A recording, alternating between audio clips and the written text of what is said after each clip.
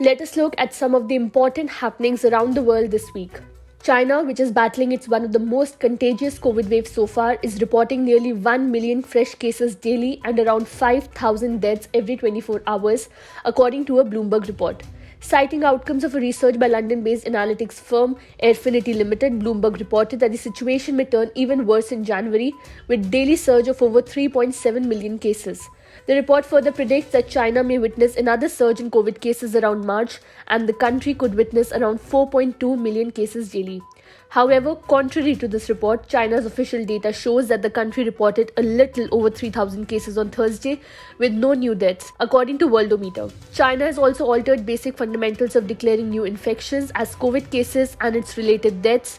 The nation has also scrapped its mass testing booths and is not including every infection in its daily cases tally. At least 10 people have been killed and almost 58 have been injured in Russian airstrikes on the southern Ukrainian city of Kherson, which Ukrainian forces recently recaptured. Kyiv has condemned the strike as wanton killing for pleasure, as the deadly attack has left bloodied corpses on the road. Residential and administrative buildings in central areas of the city were damaged in the blasts. Ukrainian President Volodymyr Zelensky said that there was no military facilities in the area. Videos from the aftermath of the attack show several bodies on the ground, cars in flames, and damaged buildings. Mr. Zelensky wrote on his Telegram channel, "Social networks will most likely mark these photos as sensitive content, but this is not sensitive content. It is the real life of Ukraine and Ukrainians." He described the attacks as killing for the sake of intimidation and pleasure.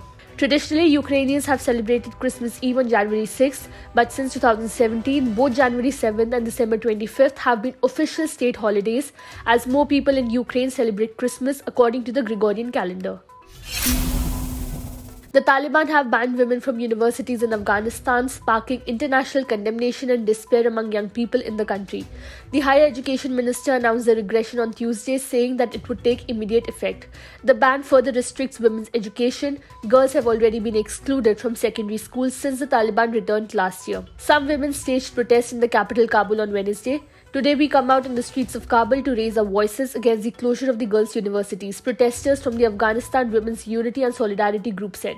The small demonstrations were quickly shut down by Taliban officials. The UN Special Rapporteur to Afghanistan said that it was a new law further violating the right to equal education and deepens the erasure of women from the Afghan society. The US said that such a move would come with consequences for the Taliban.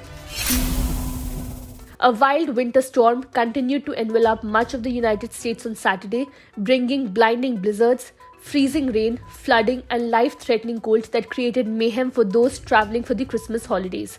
The storm that arrived earlier in the week downed the power lines, littered highways with piles of cars in deadly accidents, and led to mass flight cancellations.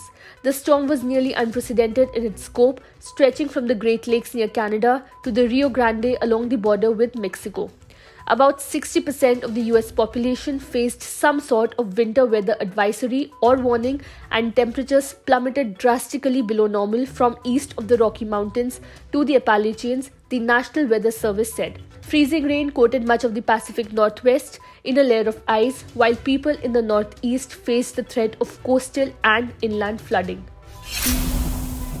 A gunman has opened fire in central Paris, killing 3 people and wounding 3 others.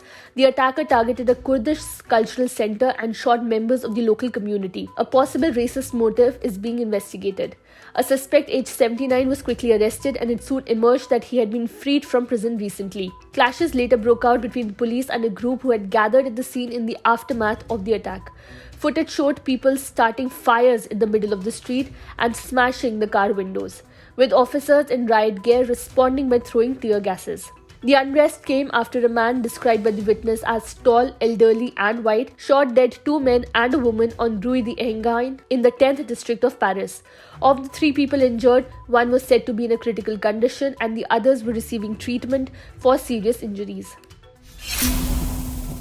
The congressional panel probing the January 6, 2021 attack on the US Capitol released its final report late on Thursday, outlining its case that former US President Donald Trump should face criminal charges for inciting the deadly riot. The House of Representatives Select Committee also made public the transcripts of a number of its interviews and witness testimonies earlier on Thursday and on Wednesday. The report, which runs to more than 800 pages, is based on nearly 1,200 interviews over 18 months and hundreds of thousands of documents, as well as the rulings of more than 60 federal and state courts. The report lists 17 specific findings, discusses the legal implications of actions by Trump and some of his associates, and includes criminal referrals to the Justice Department of Trump and other individuals, according to an executive summary released earlier this week. The report also lists legislative recommendations to help avert another such attack. A heart-wrenching incident took place on the evening of December 18th, where a Thai naval ship sunk during a storm in the Gulf of Thailand. The Thai Navy ship capsized during a storm in the Gulf of Thailand, left more than 100 sailors stranded, authorities said on December 19th. The authorities said that although there were no fatalities, there were still 28 of the 106 crew in the water waiting to be rescued when the incident happened, the BBC reported, citing that the Royal Thai Navy as saying. Of the 28, 3 were in critical condition, it added. The HTMS Sukhothai had been on a patrol in waters just 32 kilometers off the coast of Bang Safan district in the Prachuap Khiri Khan province when it got caught in the storm on December 18th at around 11:30 pm. The Royal Thai Navy dispatched 3 frigates and 2 helicopters with mobile pumping machine to assist the disabled ship by removing the seawater, but it couldn't do so because of the strong winds. Pakistani security forces have retaken a police station that was captured, killing all 33 hostage takers, the defense minister said.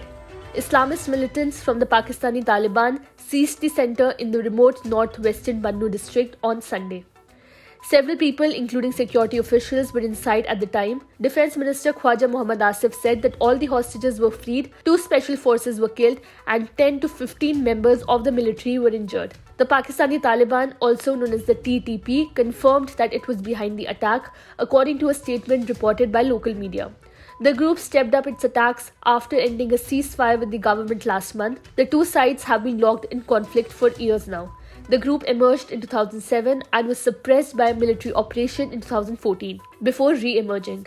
It is separate to the Afghan Taliban, though it has been more active since the Afghans agreed a peace deal with the US in 2020 and took control of the country last year.